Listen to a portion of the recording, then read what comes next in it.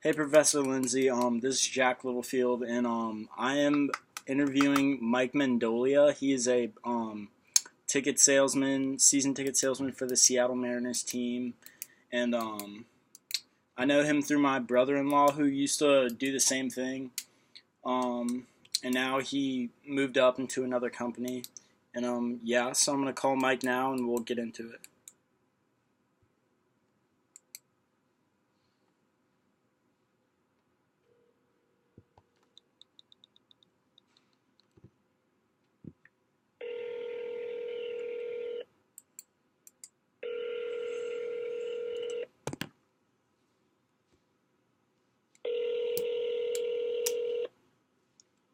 This is Mike.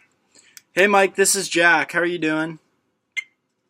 Jack, doing great. How are you? I'm doing awesome, man. I really appreciate you talking to me again.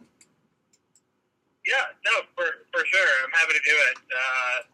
It takes me like an hour to get home, so we've got plenty of time. All right, awesome. Well, I have a few questions written out for you if you don't mind answering. Yeah, no, for sure. All right, so the first one is what is your job? What's your job's title? So I am an account manager, premium. So I'm on our premium sales team. So I actually don't even know what my official title is. I'd have to look and tell you. Okay. But I'm on our premium sales team. All right, good deal. Next question is where did you go to college and what was your major? So I went to a small Division II school in Pennsylvania. I was at California University of Pennsylvania. Okay. And then I was a sport management major and a marketing major when I was there. So I finished with 2 degrees. Oh, good deal. All right, next question is what were some of your first jobs coming out of college? I was, from a sports perspective, when I was in school, like I worked for the athletic department. I worked for the high school athletic association, actually in PA. Good deal. And then as I was finishing school, I was an intern with the Flyers doing community relations. And then I joined the Mariners. Right, pretty much my first job right out of school was out here in Seattle. I was on our inside sales program, on our inside sales team. All right, awesome.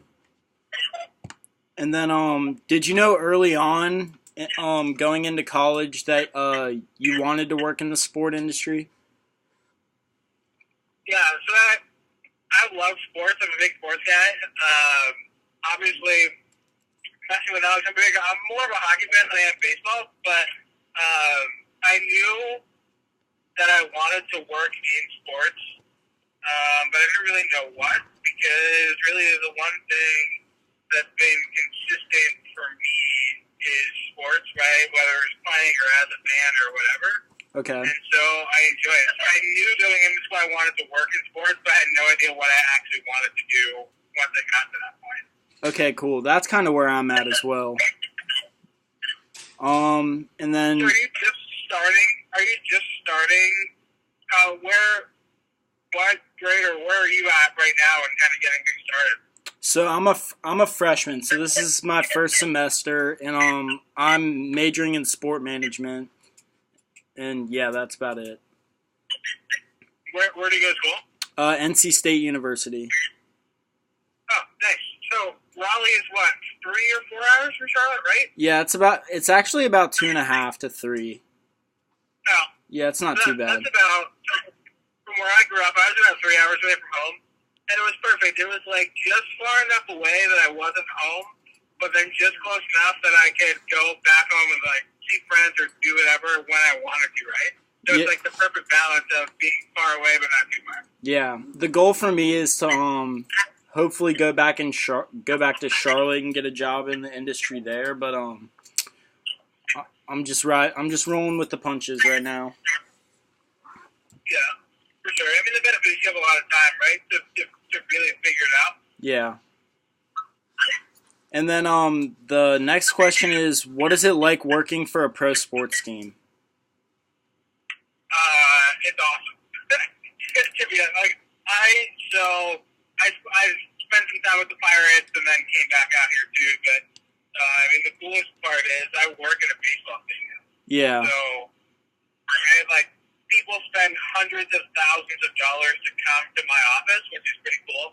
I can go whenever I want. I can bring my family whenever I want. So it really is just fun, right? Like, Yeah. we really are selling, the product that we're selling is fun, and people are super passionate about it. Mm-hmm.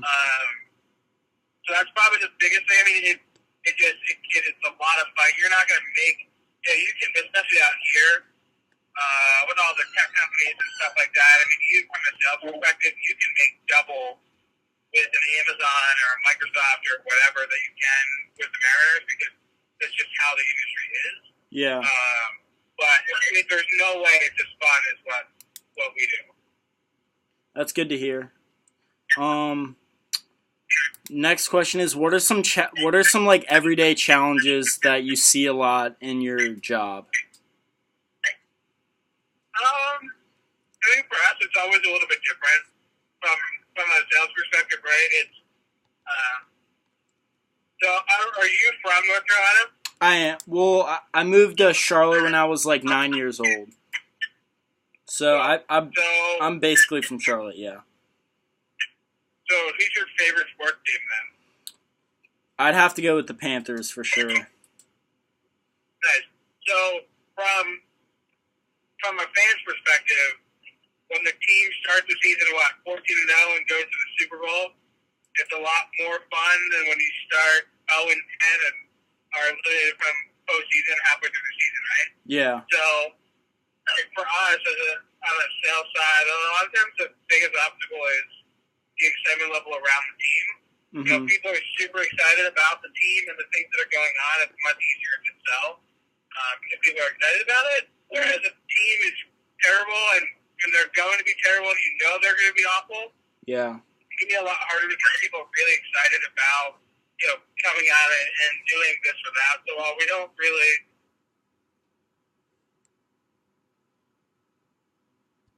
What's that?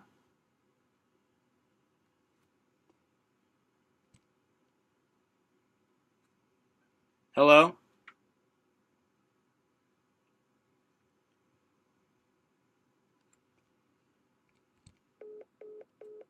I think the call disconnected. Let me call him back.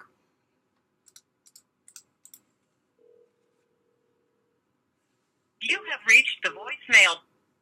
Hey, I think we disconnected there. Sorry about that. Yep. No, that was me. There's one spot on my drive that some days I cut out, other days I don't. So, my bad. Okay, no worries. But, yeah, I mean, for us, one of the big challenges is just the excitement level around the team. And the most common objection you get is something you have absolutely no control over. Yeah. Which can be an interesting thing to combat. But it's all situational, right? And Oh, yeah. From a sales perspective, it's just battling objections and fighting through things to help people understand the value that you can present them in doing whatever it is in whatever venue. Yeah, for sure. All right. The next question is, what skills are important to have if you're looking to enter the sport industry? The biggest thing, you'll hear this probably all the time, communication skills is the biggest thing, because so much stuff now, as you know, it's all digital, online, there isn't a personal touch with a lot of things. Mm-hmm. And so the biggest thing you have to be able to do is talk to people and build relationships with people and understand needs and go through all of those things. But that's far and away the biggest thing, is to be able to have face-to-face conversations with people. We kind of say a lot of times you're here, be comfortable with being uncomfortable. Mm-hmm. Is a good way to put it. Because that's the skill that not a lot of people have before, right? To be able to talk to random people about this and that. Yeah, big time. That's probably the biggest thing. Okay, cool. The next question is, how big of a factor does marketing play when you're selling tickets? It's big. A lot of it, it can depend on what you're selling and what you're doing, but Mm-hmm.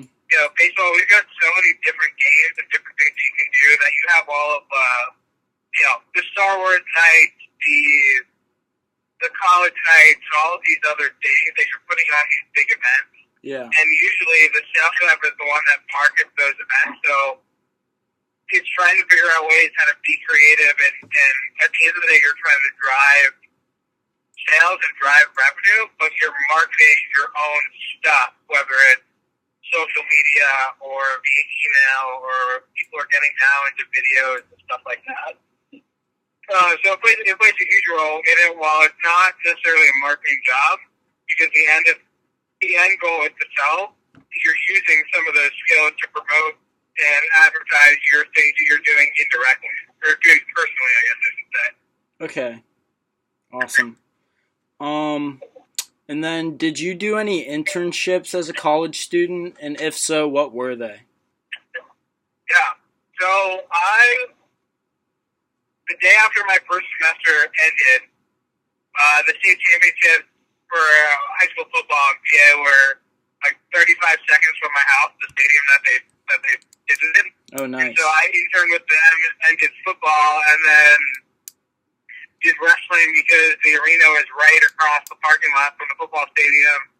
And ended up doing that pretty much the entire time I was in school. But I would tinker for events and then in the office in the summer.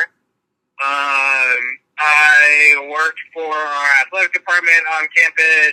I did a summer with a USL 2 soccer team in Harrisburg for a summer. I gave campus tours. It wasn't really an internship, more of a work study. I gave campus tours when I was in school. So I did stuff all the way through when I was a freshman, all the way till I graduated with the Flyers. So I was an intern with them too. To do different kinds of things to try and figure out what I actually wanted to do for real. Yeah. Good deal. And then would you recommend studying abroad in college? In relation to like... If you can. Yeah. Heck yeah. It's always fun to do that stuff while you can. Mm-hmm. And from a sports perspective, a lot of things that we do here is significantly different than what they do in other places. Mm-hmm. So even though a baseball game is a baseball game here and a game in Korea, as an example, are two totally different things. Oh, yeah. From an event perspective, from the in-venue experience and all those kinds of things. But, so they're similar but different. So a lot of the things that you see teams doing in other countries, you could bring back here and maybe be a little bit more innovative in that sense. So yeah, I would totally do that if you can. Heck yeah.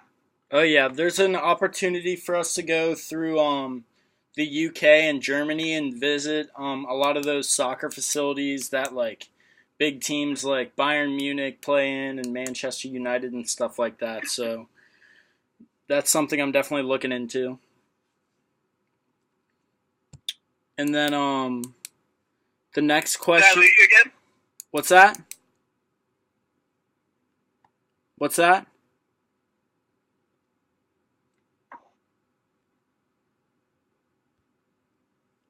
Hello? Did I lose you again?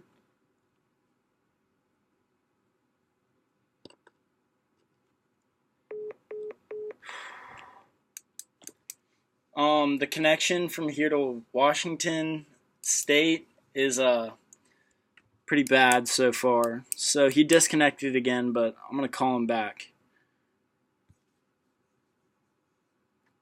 Bear with me.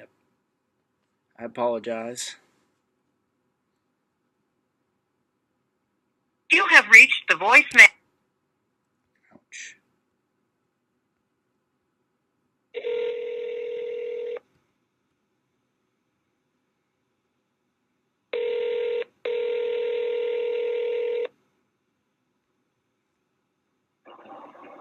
I don't know why I keep losing you. Sorry. No worries, man. And then the next question was, if you could give your college self some advice, what would it be? That's a good one. I would say just try more things. So in our athletic department, when I was working, all it was like day of game stuff. Yeah. So like, you're working at soccer games and doing sidelines, or you're doing football and you're just taking tickets and doing all that kind of stuff. More of the at the event, more operations type stuff. Yeah. Or I wish I would have done other jobs on campus that maybe were outside of the athletic department, but still were things that I could tie back when it comes to like an entry level job. So, like I said earlier, I gave campus tours, and so when I interviewed with the Mariners, I spun that as my first sales experience because when you go on the tour, you're directly communicating with families, you're building a relationship and building a rapport with them while they're on the tour, and then maybe making a recommendation in program or whatever, which are all the same things that I do when you're selling. I just didn't have them for a credit card at the end, right? Yeah. So I wish I would have done more things like that earlier. That were maybe outside the athletics program. So I was so worried about it had to be in sports, and someone when it really doesn't. All right, good deal. And then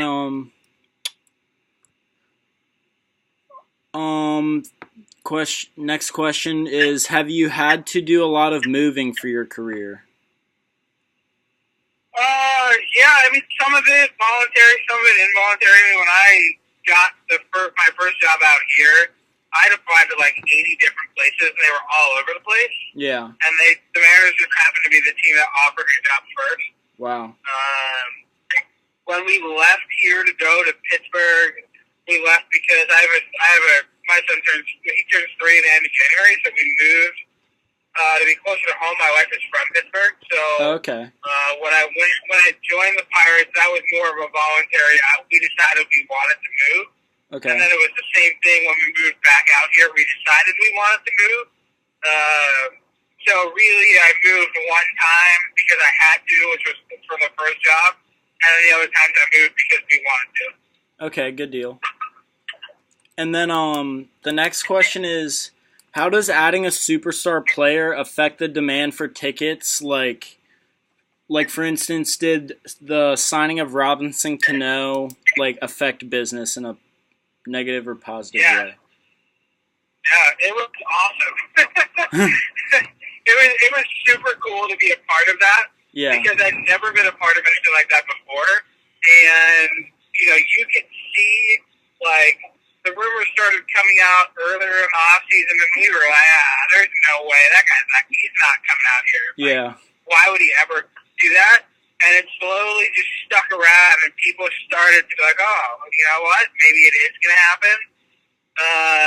And then the day before we actually signed him, they told us all to leave work early, like a random, they kicked us out at 3 o'clock on a random Tuesday or Wednesday during the week. So something totally abnormal. Yeah. And as we were leaving, the scoreboard, the stadium lights were on, the scoreboard was flashing, so we're on the sea level, so you can see through the doors into the stadium. So something like that is on and happening. It's very abnormal. Yeah. And so we're walking down the hallway to leave and found an open suite, and it had the Cano swingman on the scoreboard out there.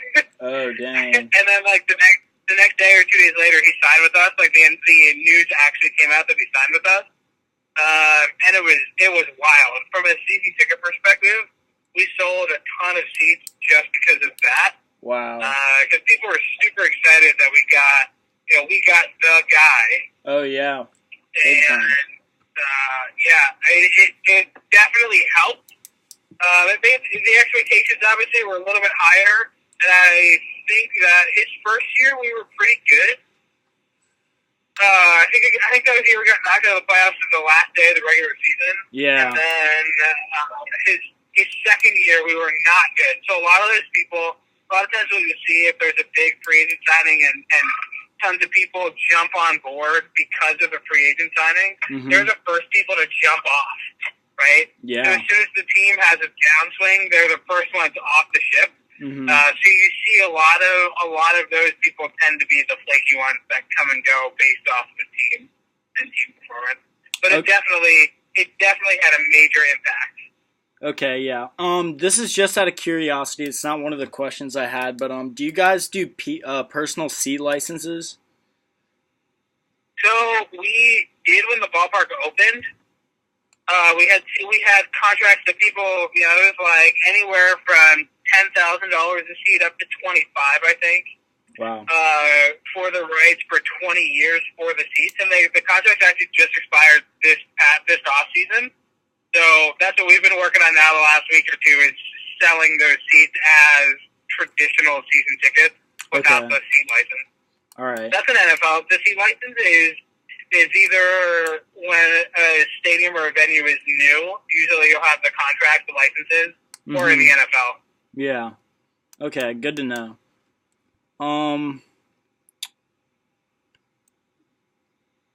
Can the success of a team directly affect you and your coworkers' salaries? Most places, yes. So, like when I was at the Pirates, our base salary was like $25,000, and then you were paid on commission. Okay. So basically, you're making commission. Yeah. Out here, we're all salary, and we're not heavy on the commission, which can be a good thing because you're making every year. Yeah. But then they added it after we go over 100%. We get 2%. So you get paid commission. Anything you go over your goal, you get paid 2% on. Okay. So it's more of like a bonus than it is. So like I'm not penalized if the team has a really bad year and everybody's way under goal. I'm not penalized by that. Okay. But if we have a great year and I have a great year, then I'll make extra money. And when you're selling, like on the Freedom team, most of us are over $4 million in what you're selling. So if you're a couple $100,000 over your goal, 2% of that, you're going to make a decent amount of extra money for having a good year. Yeah. Okay. So it just depends. Yeah. And then the next question is a 162 game season compared to like the likes of the NFL or the NBA. Is that more advantageous for someone that sells tickets? That's a great question, and my answer is based off of I've only ever been in baseball, so I don't know what it's like to sell a shorter season. Okay. Sometimes the challenge with Major League Baseball is you have 100 or you have 81 home games. It's a lot of days. It is a big time commitment. There are a lot of different things that can happen over the span of 6 months. But as a sales rep, one of the group advantages of Major League Baseball is you have 81 games to sell. So you generally always have inventory for something. Because there aren't very many teams that sell out every seat of every game. Yeah. It's a lot different in the NBA, in the NFL, obviously. The NHL may be more dependent on the specific market. Yeah. But as a sales rep, you have a lot of different things that you can sell. Because if one date is sold out, you have 80 other games to pick from. Yeah, exactly. That makes sense. So it can be a plus and a minus. Yeah. All right, and then the next question is, how does the management in the sport industry differ from that of other businesses? I would imagine from a sales perspective, it's got to be pretty similar. Maybe the big difference is really the product that you're selling ebbs and flows every single year, and you have no control over it. Yeah. Right. So like, if you're selling a copier, the copier is not all of a sudden going to be great one year and then take a nosedive the next year and then rebound and be great the following year, right? From a performance standpoint, the machine is going to work like a machine every year until it gets outdated or it gets old. So maybe over a 5-year, 10-year span, now you're replacing it. Where from a sports perspective, the product that you're selling could go from winning 100 games one year to losing 100 the next. Yeah. So that is certainly a lot different. As you start to get more on the player side, the GMs and all of that kind of stuff, I would imagine their management style is different because it's, again, their job security is based off the performance of 25 guys that you don't control. Yeah, exactly. Okay. Well, that was my last question for you, man. I really appreciate cool. I really appreciate you taking the time out of your day. It was a big help to me. Yeah, for sure. If you have more questions or things pop up or as you start moving through, if you're trying to sort through, should I do this or that or whatever, I'm always happy to help. I always like to say I'm not too far removed, but now I'm getting more and more further and further removed from being in your shoes. But I can relate. So if there's ever anything that you think I can help with, feel free, whether it's a phone call or email or a text or whatever. I'm happy to help you out as much as I can. All right, awesome, man. That's really good to know. I really appreciate it once again. Enjoy the rest of your night, man. Hey, I appreciate you too. I'll talk to you soon. All right, take it easy. Right. Yeah. All right, bye. All right, and that was Mike. Thank you for listening. It was great talk. He seems to be a great guy. Once again, my brother-in-law worked with him selling tickets for the Mariners. So, that was honestly really cool to talk to him because that's a position that I would obviously be very interested in the future. So, yeah. All right. Thank you.